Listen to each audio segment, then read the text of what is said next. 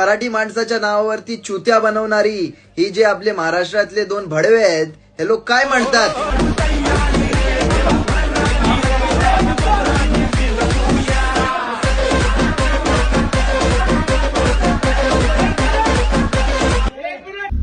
नमस्कार, जय महाराष्ट्र. काल रात्री एक अशी सुखद घटना घडली. सुखद का बोलतो?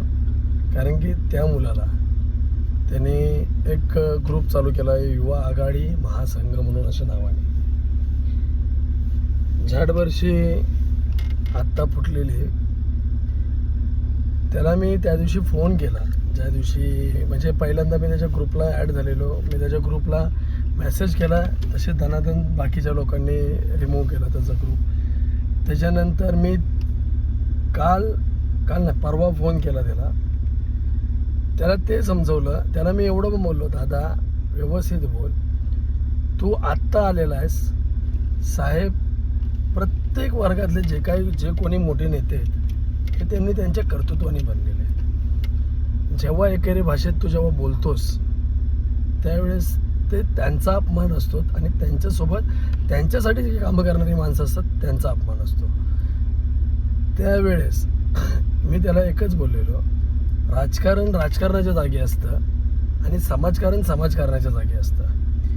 राजकारण हे फक्त निवडणुकीपुरती असतं. निवडणूक झाल्यानंतर सगळा समाज परत एकत्र येतो. त्याच्यामुळं तू त्या गोष्टींना एकेरी लँग्वेजमध्ये बोलू नकोस. तू एखाद्या नेत्याला, तो प्रत्येक पक्षाच्या नेत्याला सकट शिव्या देत होता. सन्माननीय राजसाहेबांना शिव्या दिल्या त्यांनी, सन्माननीय उद्धव साहेबांना शिव्या दिल्या, सन्माननीय देवेंद्र फडणवीसांना शिव्या दिल्या. म्हणजे तो सकट सगळ्यांना शिव्या देत होता.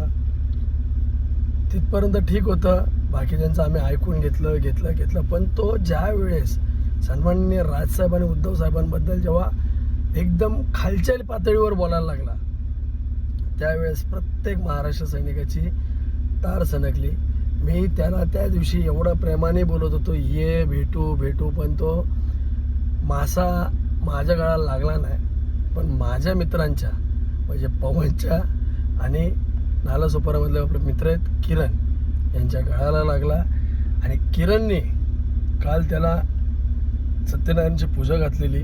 तर तुम्हाला तर सगळ्यांना माहिती आहे, सत्यनारायणच्या पूजेमध्ये आपल्याला म्हणजे वस्त्र घालून बसायला लागतं, नवीन वस्त्र. पण ते नवीन वस्त्र रात्रीच्या वेळेस भेटलं नाही. मग किरणने काय केलं, ते वस्त्र न घालता त्याला बसवलं आणि सत्यनारायणच्या पूजेचा प्रसाद दिला.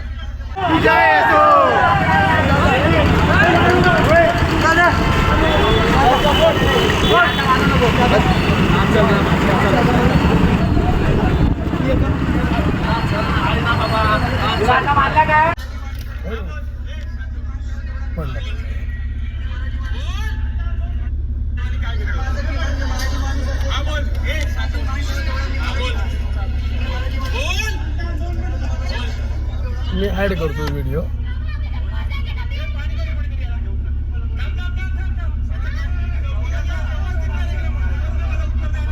म्हणजे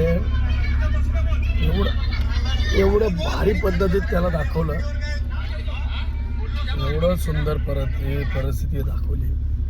तर त्याच्यावरून मला तुम्हाला सगळ्यांना एकच सांगायचं आहे, राजकारण करा, समाजकारण करा, समाजासाठी भांडा, पण एवढ्या खालच्या पातळीवर जाऊ नका की आई बहिणीवरून शिव्या देऊ नका. प्रत्येक नेत्याच्या जागी असतो. प्रत्येक जागा ही प्रत्येक जागेवर असते. शिवीगाळ हा कधी राजकारणात होत नाही आणि कोणीही सुज्ञ माणूस कधीही करत नाही. राजकारण हा फक्त निवडणुकींपुरता असतो.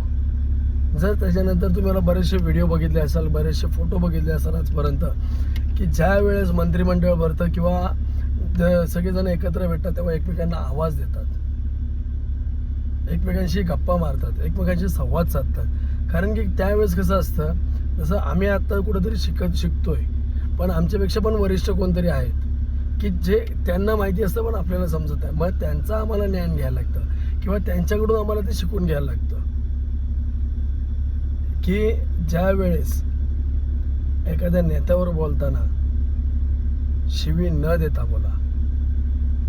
शिवी देण्यापेक्षा तिथं काहीतरी व्यवस्थित टीका करा की त्या टीकेचा आन्सर हे समाजकारणासाठी होईल. त्याच्याने समाजात काहीतरी बदल घडेल, ना की तुमच्यात. आणि तुमच्यात बदल घडवायला महाराष्ट्र सैनिक सदैव उभा आहे.